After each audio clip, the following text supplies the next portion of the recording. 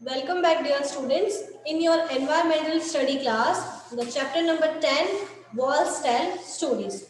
Till here, we read about Golconda Fort, that how much it is huge, कितनी height पे उसके जो bastions है वो बने हुए थे, किस तरीके से जो soldiers है वो प्रोटेक्ट करने के लिए, फोर्ट को प्रोटेक्ट करने के लिए वहाँ पे रहते थे, जो होल्स होते थे उसकी हेल्प से वो अटैक करने से पहले ही उनको देख के सबको अलर्ट कर देती थी। और कितने बड़े बड़े गेट्स, किस तरीके से फाउंटेन्स वहाँ बनाए जाते थे, इलेक्ट्रिसिटी का जो सप्लाई है वो किस तरीके से होता था, वो सब हमने इस चैप्टर में अब तक सॉल्व क्लियर कर लिया है। Now this is the map of Golconda fort. I hope आपने इसको अच्छे से ऑब्जर्व करके जो भी क्वेश्चंस थे उनको सॉल्व कर लिया होगा। ये बिल्कुल वैसा ही था। Good morning, dear students. Welcome back in your environmental study class, the chapter number 10, Walls Tell Story. हम इस चैप्टर में गोलकुंडा फोर्ट के बारे में पढ़ रहे हैं, जो बहुत ज़्यादा बड़ा है। उसके अंदर बहुत सारे पैलेस हैं। जो आपने मैप के थ्रू ये सारे क्वेश्चन सॉल्व किए होंगे, आपको पता चला होगा कितना बड़ा फोर्ट है और कौन कौन से उसमें वाटर बॉडीज कौन कौन सी बनी हुई है, कौन कौन कितने पैलेस हैं। यस, किस तरीके से जो बेस्टन्स है, जो राउंड वॉल है वो बनाई जाती है जिससे फोर्ट को प्रोटेक्ट किया जा सके किसी भी अटैक होने से पहले। सो आई होप आपको यहाँ तक अच्छे से समझ में आ गया होगा और आपने सारे क्वेश्चन सॉल्व कर लिए होंगे। इस मैप के जो क्वेश्चंस थे वो भी आपने सॉल्व किए होंगे। चलिए, now our topic is why these attacks, कि जो अटैक्स हैं फोर्ट के ऊपर, जो अटैक्स होते थे वो किस रीजन की वजह से हुआ करते थे। तो अब जब अटैक होंगे इसीलिए तो बेस्टन्स बनाए गए जिसकी हेल्प से क्या हो सके, हम अपने आप को प्रोटेक्ट कर सके। बिकॉज फोर्ट में इतने सारे लोग रहते हैं, बहुत बड़ा टाउन की तरह लोग रहते हैं, बहुत सारे थाउजेंड्स ऑफ पीपल वहाँ पे रहते हैं, तो उन सबको सेफ रखना जरूरी है। किसकी ड्यूटी होती है, किसकी रेस्पॉन्सिबिलिटी होती है उन्हें बचाने की? जो किंग होता है, जो सुल्तान होता था, वो उन सबकी रक्षा करता था। तो इस तरीके से वहाँ पे इस तरीके से अरेंजमेंट्स किए जाते हैं जिसकी वजह से अटैक से बचा जा सके। बट ये जो अटैक्स है वो क्यों हो रहे हैं वो हम आज इस टॉपिक के थ्रू समझने वाले हैं। चलिए, while we were all talking, Sridhar called us to see a big gun, means cannon. We ran up the steps. जब वो सब शैलजा, कल्याणी और सब आपस में बातें कर रहे हैं और वो कह रहे हैं कि जब हम आपस में ऐसी बातें कर रहे थे about fort and all these things, तो श्रीधर ने हम सबको बुलाया क्या दिखाने के लिए? एक बहुत बड़ी सी गन जिसको बोलते हैं cannon. Now Shailaja said this must have been the sultan's big gun. अब वो बोल रही है कि ये क्या होगी? सुल्तान की बहुत बड़ी गन होगी। देखिए यहाँ पे पिक्चर में आपको दिखाई दे रही है, बहुत ही बड़ी गन टाइप है, बट एक्चुअली गन नहीं होती है, इसको बोला जाता है कैनन। और अगर आपने हिंदी में कभी सुना हो तो बोलते तो इस तरीके से बहुत बड़ी ये यूज किया जाता था उस टाइम पे। और देखिए उसकी जो बुलेट्स हैं वो इस तरीके के बहुत बड़े बड़े जो स्टोन्स होते थे राउंड राउंड शेप में, वो इसमें यूज किए जाते थे। ठीक है, नाउ दीदी said this was used by Aurangzeb. अब दीदी बोल रही कि ये इसको किसने यूज किया? बिकॉज दीदी तो स्टडी कर रही है तो उन्हें पता है कि हर एक चीज किसके बारे में है, कौन यूज करता था।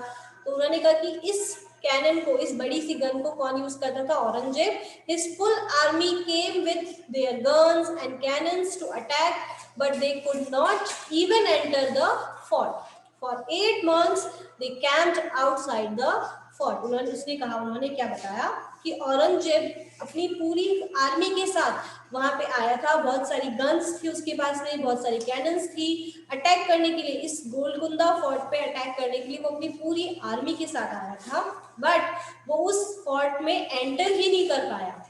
मीन्स 8 months तक उसने फोर्ट के बाहर अपना कैंप लगाया, बट वो फोर्ट के अंदर एंटर नहीं कर पाया बिकॉज फोर्ट को इतना स्ट्रांगली बनाया गया था कि कोई भी इजीली उसके अंदर एंटर ना कर सके। जैसा कि हमने स्टार्टिंग में देखा था कि जो वॉल्स हैं वो भी बहुत ज्यादा क्या होती थी, बहुत ही ज्यादा थिक बनाई गई, उसको कोई तोड़ नहीं सकता था। कोई भी गन या कोई भी कैनन में भी इतनी पावर नहीं थी कि वो उन वॉल्स को तोड़ सके। जो गेट है वो इतने बड़े बड़े, इतने थिक गेट, इतने बड़े मोटे वाले गेट इसीलिए बनाए गए ताकि वो इजीली तोड़ ना सके। और जो बेस्टियंस बार की तरफ बनाए जाते हैं फोर्ट के ऊपर की तरफ, राउंड शेप में, उससे उन्हें पहले ही पता चल जाता था कि कोई हम पे अटैक करने वाला है। Shailaja, why would the army come here all the way from Delhi? अब वो कह रही है कि जो आर्मी है वो दिल्ली से यहाँ पे क्यों आएंगी, है ना। औरंगजेब की जो पूरी आर्मी है 8 मंथ्स तक वो कैंपिंग कर रही है बाहर, तो वो यहाँ पे क्यों आई, वो भी इतनी दूर दिल्ली से।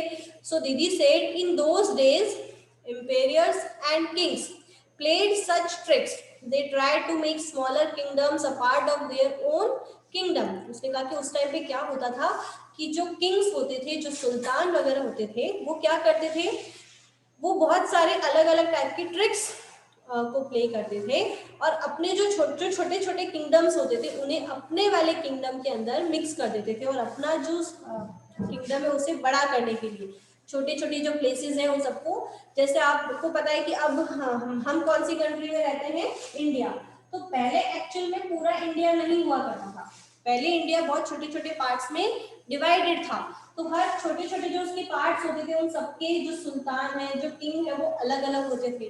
तो वो चाहते थे कि हमारा जो छोटा सा किंगडम है उसमें हम जो सेकंड वाला है उसको भी मिक्सअप कर देंगे तो बड़ा हो जाएगा, फिर एक और होगा उसको भी हम अंदर मिक्स कर लेंगे तो और बड़ा हो जाएगा। मीन्स अपने किंगडम को बड़ा करने के लिए वो एक दूसरे पे अटैक करते थे ताकि वो हमारे अंदर मिक्स हो जाए और हम जो राजा है वो हर एक जगह का राजा बनना चाहता था। This was done sometimes by friendship. अब वो कह रही कि ये जो एक किंगडम से दूसरे किंगडम को मिक्सअप करने का जो प्रोसेस है उसको बहुत अलग अलग तरीके से किया जाता था। लाइक कभी कभी फ्रेंडशिप के थ्रू, लाइक इसने इसके साथ फ्रेंडशिप कर लिया, बोला आप हमें मिक्स हो जाइए, हम आपको भी इतने सारे आपको भी इससे बहुत सारे प्रॉफिट होंगे, हमें भी प्रॉफिट होंगे। इस तरीके से वो फ्रेंडशिप करके एक दूसरे को मिक्स कर लेते थे। समटाइम्स बाय फ्लैटरी, मीन्स चापलूसी करते थे उन्हें, एक दूसरे के बारे में कुछ गलत बोल के एक दूसरे को भड़काना, इस तरीके से करके भी वो क्या करते, मिक्स कर लेते थे। और even bye marriage between families, और एक मैरिज भी हो जाती थी, लाइक इस किंगडम के बॉय से इस किंगडम की गर्ल की मैरिज हो जाएगी तो इनका किंगडम भी इनके अंदर मिक्सअप हो जाएगा। तो मैरिज से भी वो क्या करते थे, क्योंकि फिर एक फैमिली हो जाएगी तो किंगडम भी एक हो जाएगा, हमारा जो राज्य है पूरा एक बन जाता था। And when nothing else work they also attacked them. But जब कुछ भी यूज नहीं आता था, लाइक फ्रेंडशिप भी यूज नहीं आ रही है, फ्लैटरी भी नहीं हो रही, मैरिज के थ्रू भी नहीं हो रहा है, लाइक ये जो किंगडम है, जो फर्स्ट किंगडम है, उसने कहा कि चलो आपकी जो गर्ल है उससे हमारे बॉय की हम मैरिज करवा देते हैं, बट वो नहीं मान रहे, वो कह रहे कि नहीं, हम हमारी जो गर्ल है उसकी मैरिज आपसे नहीं करवाएंगे, फ्रेंडशिप भी नहीं करना चाहते हैं वो, या फिर कोई भी और तरीका जब काम नहीं आता था तब फिर गुस्से में आके जब उन्हें ऐसे लगता कि इन्होंने हमें मना क्यों किया, उस वजह से भी वो क्या करते, उन पे अटैक करते थे। वो अपनी पावर उन्हें शो करना चाहते थे कि देखिए हमें इतनी पावर है और हम आपके किंगडम को हमारे अंदर ले लेंगे, मिक्स कर लेंगे, ठीक है। Now Kalyani, what is that Aurangzeb's army could not get into the fort? He had so many soldiers and big guns. अब कल्याणी कह रही कि औरंगजेब की आर्मी उसके अंदर एंटर क्यों नहीं कर पाई, उसके पास तो इतने सारे सोल्जर्स थे, इतनी बड़ी बड़ी गन्स थी, फिर वो एंटर क्यों नहीं कर पाए। 8 मंथ्स तक उन्होंने वहां पे वेट किया फिर भी एंटर नहीं कर पाए, ऐसा कैसे हो सकता है। So now shelter said, didn't you see these strong thick walls in the map, there is a long deep ditch along the wall, how could the army enter? देखिए जो हमने देखा कि जो फोर्ट है उसके बाहर की तरफ क्या बना हुआ है, एक बहुत ही बड़ा डिच है, डीप डिच है, मतलब इस तरीके का खड्डा बना हुआ है कि जो भी जाएगा वहां से गिर जाएगा। यस, प्लस जो वॉल्स है वो भी इतनी थिक है कि कोई उनको तोड़ नहीं सकता है, उन पे चढ़ नहीं सकता है। Now Sridhar, if the army tried to come from a different side, then the soldiers in the bastions would have seen it from a distance. Now Sridhar क्या कह रहा है कि अगर कोई किसी और साइड से एंटर करने की कोशिश करे, इस फोर्ट की बहुत सारी अलग अलग साइड्स हैं, east west north and south, तो किसी भी साइड से अगर वो एंटर करने की कोशिश करेंगे तो जो बेस्टियंस पे जो सोल्जर्स वहां पे खड़े हैं, बेस्टियंस कहाँ बने हुए हैं, बहुत ज्यादा हाइट पे, तो वहां से सोल्जर्स को दिख जाएगा कि कोई भी वहां कहाँ से एंटर कर रहा है, तो वो पहले से देख के उसको वहीं एंटर होने ही नहीं देंगे। No wonder it was difficult to attack the fort. वो बोल रहे हैं कि बहुत ही मुश्किल है फोर्ट पे अटैक करना मतलब इजीली कोई भी आर्मी चाहे कितनी भी स्ट्रांग हो, इजीली कोई भी उस पर अटैक नहीं कर सकता है. Now Kalyani Singh, imagine the army is coming on horses and elephants with all their guns. Here the Sultan's army stands fully prepared. वो बोली देखिए इमेजिन करते हैं हम कि किस तरीके से आर्मी हॉर्सेस और एलिफेंट्स और बहुत सारी गन्स के साथ आ रही है, और इधर से भी जो सुल्तान की आर्मी वो पूरी तरह से प्रिपेयर होके वहां पे खड़ी है कि आओ हम पे अटैक करो और हम भी आप पे अटैक करेंगे और आपको एंटर अंदर नहीं होने देंगे.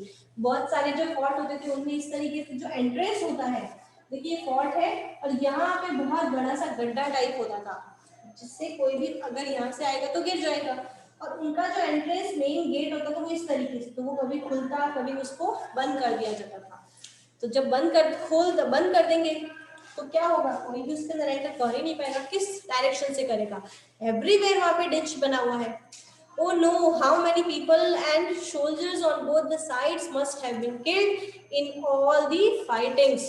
Why do people attacks and have forts? अब वो कह रही है शैलजा कि अटैक करना तो चलो ठीक है, अपने किंगडम को बढ़ाने के लिए इंक्रीज करने के लिए वो कर रहे हैं, बट कितना बहुत बुरी चीज है ये, बिकॉज बहुत सारे लोग सोल्जर्स जो है वो उस फाइटिंग में अपनी जान गंवा देते हैं, मर जाते हैं, उन्हें अपनी जो लाइफ है उसे भी सेक्रीफाइस करना पड़ता है just for this Wars and all. और वो भी किस लिए कि हमें एक दूसरे अपने किंगडम को आगे बढ़ाना है, बस इसीलिए जो सोल्जर्स है उन्हें मरना पड़ता है. Now Shridhar is saying guns and cannons are things of the past now.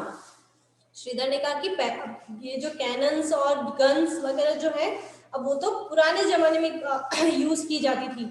These days many countries have nuclear bombs. आज के टाइम पे तो कंट्रीज क्या यूज करती हैं, बॉम्ब्स यूज करती हैं. लाइक आप जानती हैं इंडिया जो हमारी कंट्री है उसके पास में चाइना है, इधर पाकिस्तान है, तो वो भी चाहते हैं, चाइना जो है वो चाहता है कि इंडिया का जो पार्ट है वो हमारे अंदर मिक्स हो जाए. पाकिस्तान भी यही चाह रहा है कि हमारे अंदर मिक्सअप हो जाए ताकि जो हमारा किंगडम है वो बड़ा हो जाए. ये उसके लिए वो क्या करते हैं, एक दूसरे पे अटैक करते रहते हैं. मीन्स पहले के टाइम पे कैनन्स और गन के थ्रू होता था, बट आज के टाइम पे तो न्यूक्लियर बॉम्ब्स के थ्रू होता है. Means a single bomb can cause so many destructions.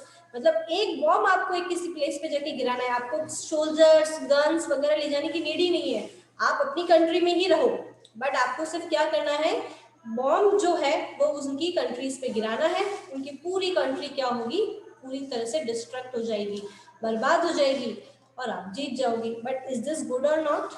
Completely not good. So let's discuss some question. Have you recently read or heard about any country attacking or going to war with another country? क्या आपने अभी recently कुछ पढ़ा या सुना है कि किसी कंट्री ने किसी और कंट्री पे अटैक किया है, वॉर हुई है उनके बीच में? तो हमने बहुत बार हम सुनते ही हैं, न्यूज़ वगैरह में भी हम देखते हैं कि इस तरीके से अटैक हुआ है. आपने जो जापान की जो 2 टाउन्स जो सिटीज़ हैं, नागासाकी एंड हिरोशिमा, दो वहाँ के स्टेट्स थे, वहाँ की जो कंट्री है जापान, वहाँ पे अमेरिका के थ्रू वहाँ पे क्या हुआ था, न्यूक्लियर बॉम्ब वहाँ पे गिराया गया था. उसकी वजह से वो जो स्टेट्स हैं पूरी तरीके से स्पॉइल हो गए थे, पूरी तरीके से खत्म हो गए थे, और आज भी वहाँ पे अच्छे से वापस डेवलपमेंट नहीं हो पा रहा है. तो ये सब करना बिल्कुल भी अच्छा नहीं है. हम सिर्फ ये एक तरह से दुश्मनी है, कुछ नहीं है. Find out what was the reason for this war. War के क्या क्या रीजंस होते हैं वो आपको फाइंड करने हैं. What kind of weapons were used in this war, कौन कौन से वेपन्स यूज किए जाते हैं आज के टाइम पे. What kind of distractions was caused because of this, किस किस तरीके का नुकसान उन्हें होता है वो सब आपको यहाँ पे सर्च करके लिखना है. चलिए, the big gun that Shridhar was made of bronze. अब श्रीधर ने जो गन देखी थी जिसको हम बोलते हैं कैनन, वो किससे बनी हुई थी, ब्रॉन्ज से. ठीक है, जो ब्रॉन्ज क्या है, एक मेटल होता है लाइक सिल्वर, गोल्ड, ब्रॉन्ज. आपने ब्रॉन्ज का मेडल भी देखा होगा. Yes, have you seen anything made of bronze? क्या आपने ब्रॉन्ज से बनी हुई कोई भी चीज देखी? हमारे घर में ब्रॉन्ज से बने हुए वेसल्स भी होते हैं जिसमें हम हमारा फूड जो है वो कुक करते हैं, प्रिपेयर करते हैं, और भी आपने ब्रॉन्ज के आइटम्स देखे होंगे. Tribal people have been using bronze to make many things since thousands of years. मतलब thousands of years से वो लोग bronze का use कर रहे हैं. One wonders how they took out copper and tin from the deep mines, melted these metals and turned them into beautiful things. Means देखिए thousands years से ये सारी चीजें use हो रही है और कहाँ से हमें find out होती है, कहाँ से मिलती है हमें? डीप माइन से. हमारी जो अर्थ है उसको बहुत अंदर तक उसकी खुदाई करनी होती है, उसको डिग करना होता है, उसके अंदर जो माइंस होती है वहां से ये कॉपर ब्रॉन्ज वगैरह मेटल जो है वो निकलते हैं. उन सबको मेल्ट करके और फिर उनको ब्यूटीफुल जो थिंग्स होते हैं उसमें उन्हें कन्वर्ट करना होता है. Find out from your elders about some of the things made from bronze that were or are still used in your house. From its color, try to identify which one of them is made from copper, which from brass and which from bronze. आपको अपने Elder से सारे पूछना है कि आपके घर में ब्रॉन्ज से बनी हुई कोई चीज अभी भी है या नहीं है, और फिर आपको उनके कलर से आइडेंटिफाई करना है कि कौन सा आइटम कॉपर से बना है, कौन सा ब्रास से और कौन सा ब्रॉन्ज से. ओके, चलिए. When there was no telephone, अब यहाँ पे क्या बात हो रही है कि अगर जब वहाँ पे टेलीफोन नहीं था, मीन्स आज के टाइम पे तो हमारे पास में सेल फोन है, तो हमें किसी को भी हमारे पास बुलाना होता है तो हम टेलीफोन का यूज कर लेते हैं. सो दीदी asked us to wait at the king's palace. She herself went to फतेह दरवाजा. अब देखिए कि दीदी ने सबसे क्या कहा कि तुम सबको किंग्स पैलेस में वेट करना है, और वो खुद कहाँ चली गई? फतेह दरवाजा चली गई. आपने मैप में देखा होगा किंग्स पैलेस से फतेह दरवाजा कितना दूर है. अब while later we heard didis voice. कुछ टाइम बाद हमें दीदी की वॉइस सुनाई दी. मीन्स फतेह दरवाजा जब वो वहां गई वहां से भी हमें उनकी वॉइस सुनाई दी. Alert, I am Sultan Abul Hasan, I am very fond of music and Kuchipudi dance. उसने कहा, वो कौन सी वॉइस में बोल रही है? जो सुल्तान है उसकी आवाज में बोल रही है, और हम सब बहुत ही ज्यादा हंस रहे थे. We were surprised how didi's voice could be heard from so far. इतने दूर से भी उनकी आवाज यहाँ पर कैसे आ रही है? She later told us that if you stand at Fateh Darwaza whatever you speak can be heard at the king's palace. Means उस तरीके से अरेंजमेंट वहां पे किया गया था कि फतेह दरवाजा में अगर कोई कुछ भी बात करेगा तो वो कहाँ सुनाई देगा? किंग के पैलेस में, उनके पैलेस में उनको सुनाई देता था जो भी फतेह दरवाजा में बात होती थी. Arrangements for water. अब देखिए यहाँ पे वाटर का किस तरीके से अरेंजमेंट किया गया है. आप देखिए इस पिक्चर में यहाँ पे ड्रम है, टूथ विल है. अब ये देखो यहाँ पे जो बुल है वो बुल क्या कर रहे हैं? ऐसे ऐसे राउंड राउंड लगा रहे हैं, और जो वाटर जो है, वाटर वाला जो व्हील है वो इस तरीके से घूम रहा है और फिर वाटर की सप्लाई हो रही है. तो किसका है, किसकी हेल्प ले रहे हैं? बुलक्स की. उन्हें ऑल टाइम वहां पे ऐसे से घुमाया जाता है. आपने भी जो विलेजेस है हमारे वहां पे देखा होगा, आज के टाइम पे भी ऐसा यूज होता है for making sugar, for making jaggery, yes, for making oils. The picture shown here is made after seeing a very old painting of those times. उस टाइम की जो पेंटिंग है वो यहाँ बनाई गई है. Can you think why bullocks have been used here? यहाँ पे bullocks क्यों यूज की जा रही है? उन व्हील्स को मूव कराने के लिए. मीन्स अगर हम लोगों का यूज करेंगे तो वो इतने टाइम तक घुमा घुमा के परेशान हो जाएंगे, तो वहां पे एनिमल्स यानी बुलक्स का यूज किया जा रहा है. तो उन्हें वो इस तरीके से घुमाएंगे, इस व्हील को रोटेट करेंगे तो जो सेकंड वाला जो व्हील है वाटर सप्लाई वाला वो भी उसकी हेल्प से मूव करेगा. Use your hand movement to show in which direction the drum attach. अब आपको अपने हैंड को शो करके बताना है कौन से डायरेक्शन में ड्रम है. Attached in the rod moves when the bullocks move. In which direction would the toothed will move? जो tooth will है वो किस तरीके से move कर रहा है? Look, this pole shown under the ground joins with another reel which has a number of pods on it. अब देखिए यहाँ पे किस तरीके कितने सारे जो wheels हैं वो बनाए रखे हैं, join किया गया है उन सबको अच्छे से. Now imagine how would this garland of pods lift water from the well. अब देखिए यहाँ पे वेल है, इस वेल से क्या हो रहा है? वाटर को ऊपर लाया जा रहा है. जैसे जैसे व्हील घूमेगा तो वो क्या होगा? जो वेल के अंदर जो वाटर है वो ऊपर आता जाएगा. उस तरीके से उसको बनाया गया है और वो लाके उसके अंदर डाल देगा. पिक्चर को बहुत अच्छे से ऑब्जर्व कर सकते हैं। Do you know get some idea about how the tanks could have been filled by lifting water from the well. अब आपको पता चल ही गया है कि वेल से, क्योंकि वेल में तो पानी ऑटोमेटिकली जब रेन होती है तो अंडरग्राउंड वाटरिंग से आ ही जाता है, बट वेल से टैंक में किस तरीके से आता था उस टाइम पे, ये वहां पे हमें बताया गया है। Even today we can see clay pipes in the walls of the fort. अब देखिए यहाँ पे कुछ क्ले पाइप्स भी बने हुए, यहाँ पे देखिए ये रहे, yes, clay pipes. These pipes would have been used to carry water to different places in the palace. एक प्लेस से दूसरे प्लेस पर वाटर सप्लाई के लिए भी इस तरीके के क्ले पाइप्स यूज किए जाते थे। Where else have you seen such wheels attached to each other? For example, in the gear of a cycle or somewhere else. जैसे हमारी जो साइकिल है उसके अंदर जो व्हील्स होते हैं उनको भी अटैच किया जाता है, फिर जब जैसे जैसे हम पैडल को मूव करते हैं वैसे वैसे हमारी साइकिल भी मूव करती है। तो इस तरीके, और जो हमारी कार वगैरह होती है उन सब में भी इसी तरीके से अटैच किया जाता है। मीन्स पुराना जो आइडिया है, ओल्ड पीपल जो ओल्ड इंजीनियर्स थे उन्हीं का आइडिया हम आज तक फॉलो करते आ रहे हैं, बस उसमें थोड़े बहुत चेंजेस हो गए हैं। Look around and find out how water is pumped up from the ground to higher places. आज के टाइम पे आपको देखना है कि ग्राउंड से हायर प्लेसेस पे वाटर को लाने के लिए किस तरीके से पंप अप किया जाता था। How is water pumped up using electricity, how is water lifted without electricity, और इलेक्ट्रिसिटी का यूज करके किस तरीके से उसको पम्प्ड अप किया जा रहा है और विदाउट इलेक्ट्रिसिटी कैसे लिफ्ट किया जा रहा है, वो सारा आपको ऑब्जर्व करके यहाँ पे नोट डाउन करना है। ओके, चलिए, व्हाट इज सैड साइट। अब वो बोल रही देखिए यहाँ पे कितनी ये जो साइट है वो कितनी गलत दुखी सी है। सैड मीन्स बहुत ही अच्छी नहीं है। यहाँ पे लोगों ने क्या किया है, देखिए यहाँ पे बोर्ड लगा हुआ है, writing on the wall is prohibited.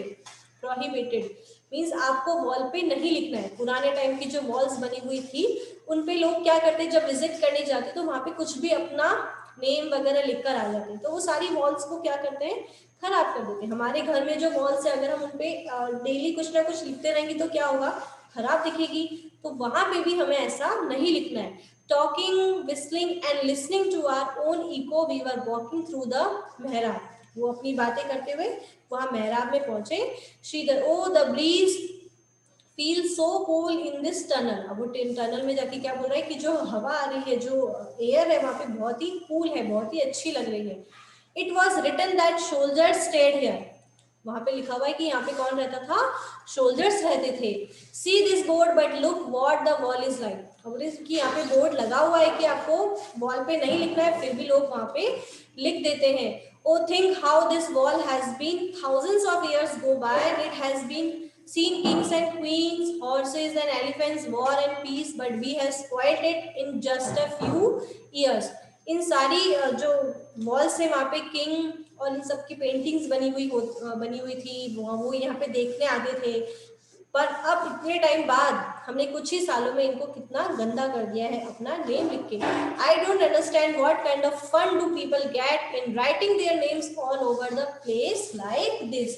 Kalyani कह रही है कि मुझे सच में नहीं समझ में आता है कि लोगों को क्या मजा आता है इस तरीके से वॉल पे अपना नेम लिखकर उन वॉल्स को गंदा करने में। मीन्स अगर हम वॉल को क्लीन रखेंगे तो वह हमें ही सुंदर लगेगी, बट आप अपना नेम वहां लिख दोगे तो क्या मजा आएगा आपको। आपने तो वॉल को खराब कर दिया। अब उस पर पेंटिंग तो हो नहीं सकती, अब उस पर कलर नहीं हो सकता, बिकॉज इतना टाइम पुराना उसको बना रखा है।